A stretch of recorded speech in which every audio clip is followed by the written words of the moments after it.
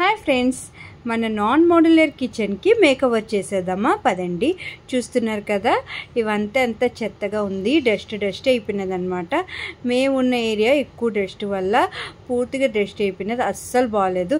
పదండి ఇవన్నీ తీసేసి మొత్తం అంతా క్లీన్ చేస్తామా. ఫస్ట్ అయితే ఉన్న చామాలన్నీ తీసి డస్టింగ్ చేసేద్దామా. అంతా చేసిన తర్వాత నేనైతే సీట్ తీసుకొచ్చాను అనమాట.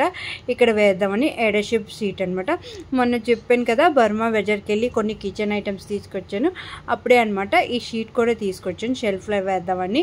ఎడషిప్ కాబట్టి ఇదే మొత్తం అంతా కట్ చేసుకొని వేసుకున్నాను అనమాట. నేనైతే ఫస్ట్ 5 మీటర్స్ తీసుకొచ్చి వేసాను అనమాట. సరిపోలేదు 5 మీటర్స్. మళ్ళీ నెక్స్ట్ డే వెళ్ళి మళ్ళీ 5 మీటర్స్ తీసుకొచ్చాను. నేనైతే 2 డేస్ పట్టింది ఈ సెల్ఫ్ క్లీన్ చేయడానికి. ఆఫీస్ నుంచి ఈవినింగ్ వచ్చిన తర్వాత ఈ సెల్ఫ్ అయితే క్లీన్ చేశాను అనమాట. 2 డేస్లో మొత్తం అంతా పెట్టేశాను. ఈ నైట్ టైంలో చేశాను. ఇవంతా పెట్టేసిన తర్వాత మొత్తం అంతా క్లీన్ చేసాను. ఇప్పుడు బాగుంది కదా కిచెన్ అంతా. మనం సొంత ఇల్లు ఉన్నామా రెంట్లలో హౌస్లో ఉన్నది ముఖ్యం కాదు, మనం ఎక్కడ ఉన్నా కూడా మన వాతావరణం అన్నది క్లీన్గా ఉంటే మనకి ఇంట్రెస్ట్ వస్తుంది అనమాట. వచ్చిన వాళ్ళకి చూసిన వాళ్ళకి కూడా బాగా అనిపిస్తుంది, ఒక పాజిటివ్ వైబ్ వస్తుంది అనమాట. నాకు ఎప్పుడు కిచెన్ అనేది క్లీన్గా ఉండాలనుకుంటాను నేనైతే, అప్పుడు ఇంట్రెస్ట్ తగులుతుంది అనమాట ఏ పని చేయాలన్నా. డైలీ నైట్ అయితే నేను కిచెన్ కౌంటర్ అంతా మొత్తం క్లీన్ చేసే పడుకుంటాను.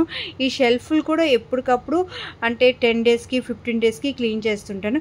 బట్ న్యూస్ పేపర్ వేసేదాన్ని, ఈసారి న్యూస్ పేపర్ వేయకుండా ఇలాగ సీట్ తెచ్చి వేసాను అనమాట. ఇదే అనమాట మా కిచెన్ కౌంటరు. ఇక్కడైతే నేను ఎక్కువ ఐటమ్స్ ఏమీ పెట్టను, చాలా తక్కువ వస్తాను అనమాట. ఆ కిచెన్ కౌంటర్లో ఎక్కువ ఉంటే వంట చేయలేమన్నమాట, ఎంత తక్కువ ఉంటే అంత మంచిది. మాది ఇది వచ్చి నాన్ మోడ్యులర్ కిచెన్ అనమాట. అంటే కబోర్డ్స్ ఏమి ఉండదు, ఓపెన్ అంతా ఉంటుంది కాబట్టి మాకైతే డస్ట్ ఎక్కువ అయిపోతుంది. మాది కిచెన్ మేకవర్ ఎలాగున్నదని కామెంట్ చేసి చెప్పండి.